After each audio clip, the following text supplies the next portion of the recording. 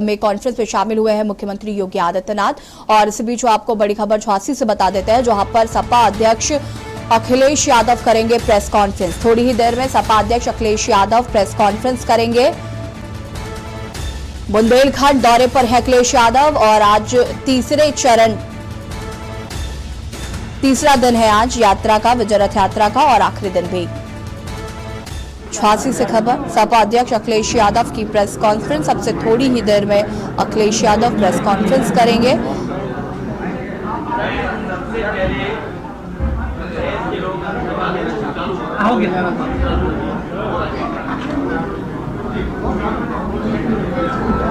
विजय रथ यात्रा का आज तीसरा दिन, और अब ये सीधी तस्वीरें हम आपको झांसी से दिखा रहे हैं, जहां पर सपा के राष्ट्रीय अध्यक्ष अखिलेश यादव यहां पर मौजूद है। आपको बता दें कि बुंदेलखंड में विजय रथ यात्रा की शुरुआत की अखिलेश यादव ने। आज तीसरा दिन है, बुंदेलखंड दौरे पर हैं अखिलेश यादव। 2 दिन से लगातार जनसभा को संबोधित कर रहे थे। शुरुआत बुंदेलखंड की उन्होंने बांदा से की और उसके बाद महोबा और अब झांसी पहुंचे हैं अखिलेश यादव विजय रथ यात्रा लेकर। सपा के कार्यकाल में किस तरीके से काम हुआ वो जन जन तक पहुंचा रहे हैं।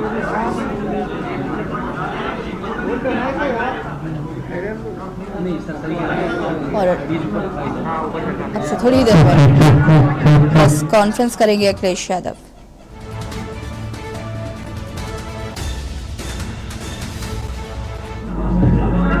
मैं सबसे पहले प्रेस के साथियों का धन्यवाद देना चाहता हूं। झांसी और बुंदेलखंड के सभी हमारे पत्रकार साथी और लखनऊ से आए हुए सभी पत्रकार साथियों, समाजवादी विजय यात्रा का कार्यक्रम लगातार सफल चल रहा है। मैं जनता का धन्यवाद देना चाहता हूं। जहां जहां समाजवादी पार्टी के कार्यक्रम हुए हैं, जनता का सहयोग और समर्थन बड़े पैमाने पर मिला है।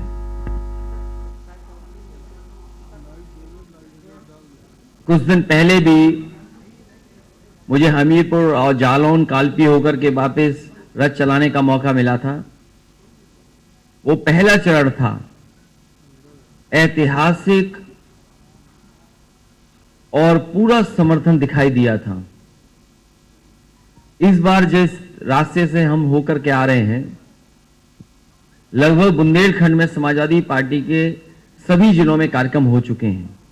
मुझे याद है चित्रकूट में शिविर हुआ था, जिसमें बड़ी संख्या में उसके आसपास के जिले के सभी कार्यकर्ता नेता मौजूद रहे थे, और हर जिले में कार्यक्रम चल रहा है। बुंदेलखंड की जनता ने भारतीय जनता पार्टी को पूरा समर्थन दिया। सभी लोकसभा के सांसद जीते, सभी विधायक भारतीय जनता पार्टी के पक्ष में गए। लेकिन इधर 4.5 साल के कार्यकाल में डबल इंजन की सरकार में बुंदेलखंड की जनता ने तो भरपूर वोट दिया, लेकिन बुंदेलखंड की जनता खाली छूट गई, खाली हाथ रह गई। इस सरकार ने बुंदेलखंड को आगे बढ़ाने के लिए, खुशहाल बनाने के लिए कोई ठोस फैसला नहीं लिया। जो कार्य पुरानी सरकार में चल भी रहे थे, उन कार्यों को भी पूरा नहीं कर पाई।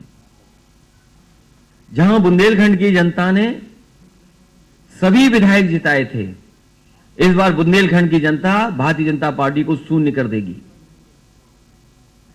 बुंदेलखंड से इस सरकार ने बुंदेलखंड को आगे बढ़ाने के लिए, खुशहाल बनाने के लिए कोई ठोस फैसला नहीं लिया।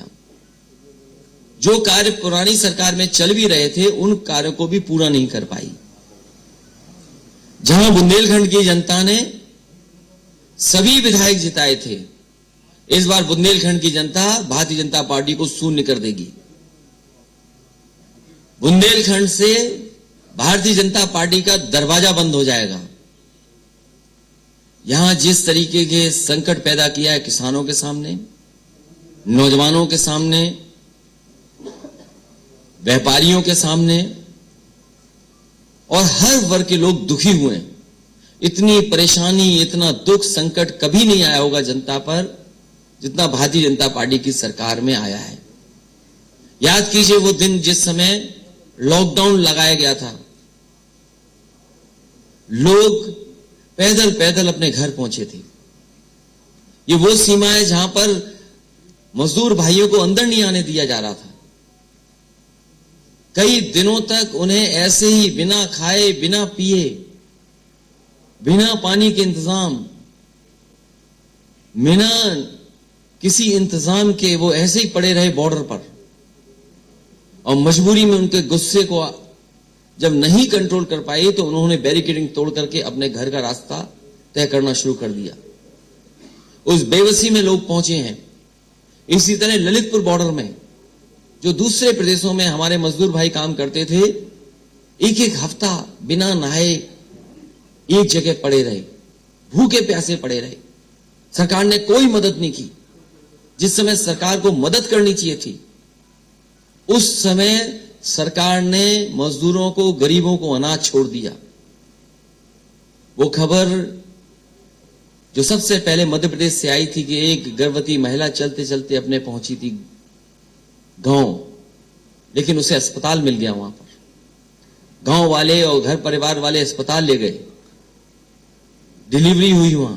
लेकिन उत्तर प्रदेश में ललितपुर बॉर्डर पे जो दूर से चल करके मां आई थी, उसकी कोई मदद सरकार ने नहीं की। गर्भवती मां, बेटी को जन्म दिया, वो अपने पैदल, उसके बाद 3-4 घंटे इंतजार और आराम करने के बाद वो घर पैदल होकर के गई। क्या कोई सोच सकता है कि जो लोग दावा करते हैं सरकार चलाने का, उन्होंने गर्भवती मां को ऐसे ही छोड़ दिया हो? घर भी पहुंची वो पैदल चल करके। क्या सरकार मदद नहीं कर सकती थी? इसी तरह बहुत सारे मजदूर जो घर नहीं पहुंच पाए, पहले ही जान चली गई उनकी।